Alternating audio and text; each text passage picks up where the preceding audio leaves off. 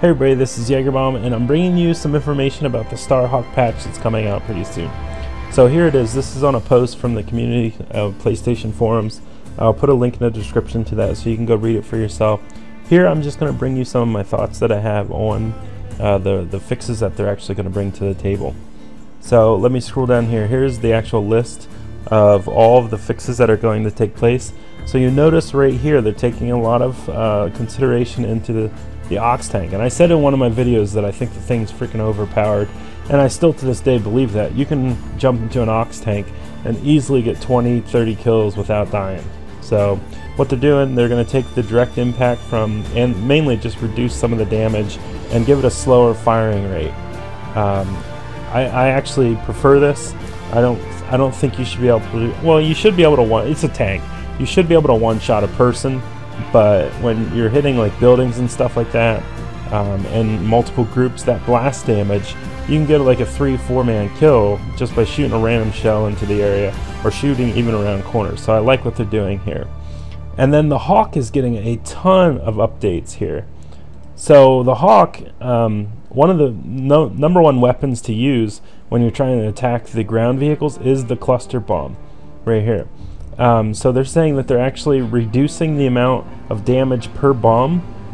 That's nice. I wish they would do something where it reduces the amount of damage to people, because I thought the cluster bomb was really nice to taking out the buildings and structures and stuff that people have built.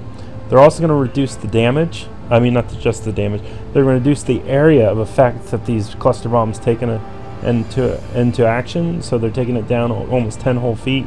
So I like that actually. Another thing they're going to do is there was a combination from using the shield and the cloak and using field mechanic. So essentially you could shield, cloak, and put on field mechanic, and even though you're taking on damage, it would still begin to repair you because of the field mechanic mechanism. So they're adjusting that. So I guess they're going to make the field mechanic perk or skill not activate as quickly if one of those two are actually on. And another thing they're doing with the Hawk is they're going to adjust the speed of the homing missile and the amount, like the time it takes.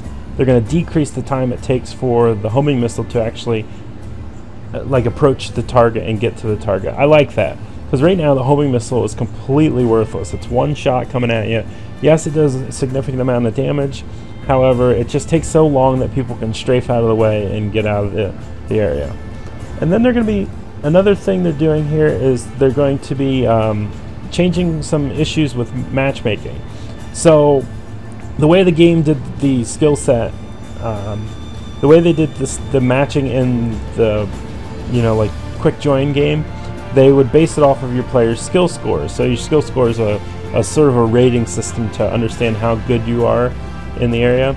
Now they're going to implement that into the matchmaking. So if you would quickly join a game, it will put you into lobbies that are closely related to or closely skilled against players like yourself. And then the last update they're talking about here is that the animation when you knife a turret, that animation took a really long time, and now they changed the animation to make it a lot quicker for you to take out the animation. I mean, take out the turret so you don't get killed while jumping on top of it, and that actually happens quite a bit. So now they summarized it textually of some of the things that they're doing. They're changing some build and battle outposts. They're actually doing 2 rift energy changes. Number one is the outposts, so those are the ones that you can spawn on. Those used to cost 8 rift energy. Now they're only going to cost 4. I really like this implementation. The rift energy, the outposts could change the way, like if you get spawn trapped or whatever, it can change the whole outcome if you can get an outpost going and build up a secondary base to help build up your team's forces. So I like this change. The other thing that they're going to be changing along the lines of rift energy is they're making the aux tank cost more. I believe that says that up here. So yeah, the now costs 4 rift energy just to build an aux tank. I also like this. The aux is one of the most powerful vehicles in the game. I appreciate the fact that they're making it cost more. It's more of an investment on your part. If you want to jump into an aux tank, you better have earned it. If you better have saved up and That way you don't have a map just full of ox tanks running around. You know how ground pounder blitz even, you run around and there's just a whole team of ox tanks going up against that. And I mentioned here about the hawk and the field mechanics skill. They're changing the way it interacts with the cloak and the shield, so that's all you really need to know about that.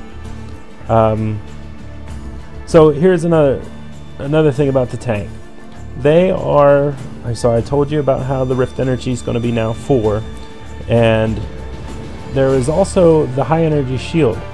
So the Ox tank could take out the shield that you put into your base in like splash damage only.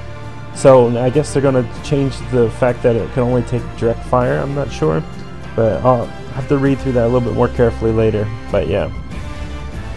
Once again, Hawk cluster bombs are just summarizing the whole interaction here. And the main thing I wanted to get to, this is all just a summary of everything I just told you, is the matchmaking and player compliance system.